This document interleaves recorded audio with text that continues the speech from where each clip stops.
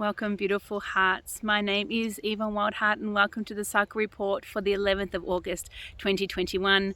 I come to you from Jodo Wurrung Country in Central Highlands, Victoria, Australia, in the Southern Hemisphere. So today, wherever you are, no matter where you are in the world, we sit under a day 3 moon. And I wanted to speak to this day 3 moon. It's really calling my attention because 3 is significant. It is the space where Inanna rose. So in the ancient Sumerian myth of Inanna rose after 3 days and 3 nights after being hung on the meat hook in the underworld. 3 is the point where things take form. So 3D, think of the triangle. 1 is on its own, 2 is like parallel lines, and 3 creates a shape where there is a space in between, a portal of transformation. You think of the sperm and egg coming together to make a baby. You think of the sacred yoni, which is a symbol of the triangle. And also, the elements also has represented triangles. And you look over many different myths and stories, like the triple goddess, for example, the significance of 3. And I think it's calling my attention is because, it's obvious that we are in an underworld phase. Our world is in a point of deep transformation. It was Martin Shaw, the mythologist from the UK, who spoke several years ago that we're in the underworld and we don't know it yet. And yes, we certainly are. And we're also at a point of deep transformation. And I think it's important to remember, the day 3s, the day 3 significant in bleeding as well as the most potent point in the whole cycle. It's the point where we grab, the dreamings and bring it out into where we can see it, into plain view, into manifestation, the point of transformation. And I think to remember that is, the cycle continues. So even though, things may feel really tricky at the moment and dark and unsure, that to me is a symbol of the underworld, of feeling like you're being tossed around and unsure which way's up and which way's down and what to believe and what not to believe. It's the point of confusion where you sort of are forced to let go of outcome of, and you don't know that's the hallmarks of an underworld journey. And allowing all the things to come up to be cleared, all the deep shadow emotions to be seen into the light so we can transmute and transform them and move through and know that when day 3 rocks around, when, day 3, when the 3s come, when the first, the first sighting of the moon after the dark moon, is that this too shall change, and we are in a constant flow of movement, just like water, and if water is stagnant, it has no life force. So to keep moving through, keep moving things through, keep moving the tears through, keep moving anger through, keep moving the sadness through, keep moving everything, just keep it moving and flowing and expressing.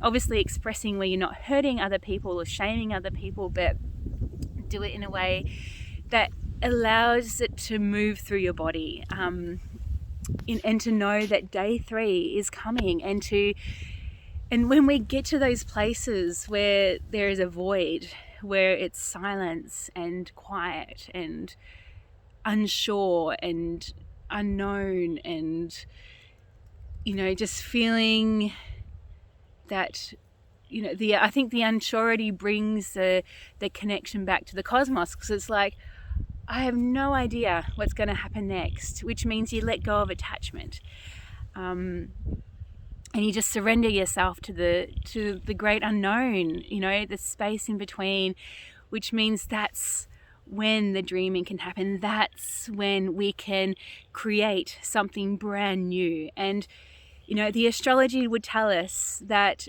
we're in something brand new here. This is what we're experiencing astrologically has never happened before. And so even though there may be hallmarks of old patterns throughout the world, through the viruses and vaccines and all the rest of it, and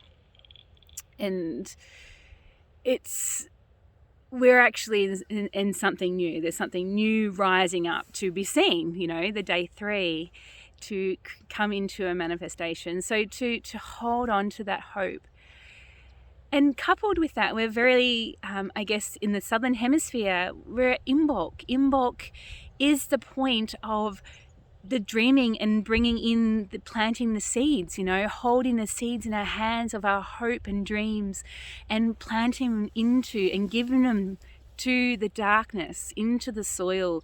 So, and trusting that with the right nourishment and planted in the right conditions, and that they're going to bear fruit and grow these, magnificently come, at summer solstice or the harvest. And if you're in the northern hemisphere, you're in Lammas, you're at the start of the harvest. That is, the points where the abundance, so, looking for that abundance of, what's in your garden or, what's around you to really go, okay, and collect the seeds for the next cycle. And so it's such... This point in both the earth cycle and the moon cycle feels extremely potent for, calling in and dreaming up a world that you want to see, a world of hope and love and peace and unity, where everybody, no matter what, no matter your race, no matter your skin color, no matter whether, choices in, what you do with your body, whatever, that we can all come together as with love and compassion. And, that's what I'm dreaming of. That's the seeds I'm planting. And I hope that, given the right conditions, if I hold those conditions and plant them in the right place, that I have no doubt that they will come to fruit, whatever that looks like. And the deep trust that comes with, Lammas, and the deep trust that comes with collecting the seed. I mean, the deep trust that comes with planting in Imbolc, and the deep trust that comes with collecting the right seeds at Lammas. We're in a point of, deep trust, and holding the seeds close to our hearts, knowing that they will sprout and they will bear fruit for times and for future generations to come. So if you are feeling wobbly and feeling unstable in current conditions of where we are at in our earth, to know that the moon, the cycles, it's an ever-flowing, continuous cycle, and this too will change. And to keep, rising and keep, singing up the love and singing up the hope and singing up kindness, and the world that you want to leave for the children and the great-grandchildren. Because, when we dedicate our services to them, that's where I think it becomes easier to hold those seeds, because that's where our vision is. Our vision lays with them. So lovers, dear lovers, there's a couple of things coming up. The next Nana journey, if you are hearing the call to journey the underworld, we start in January, and we're taking expressions of interest right now. The School of Shamanic Womancraft 4 Seasons Journey Victoria, my dear sister and friend Sarah Miller and I will be teaching that beginning in November, which is a year-long journey. And also I am now doing one-on-one counselling and shamanic processes, both online and face-to-face here in Central Victoria. So if any of that is calling to you, send me a message or sign up to my newsletter to get updates. With so much Imbolc and third day moon love, in service to love, dear hearts.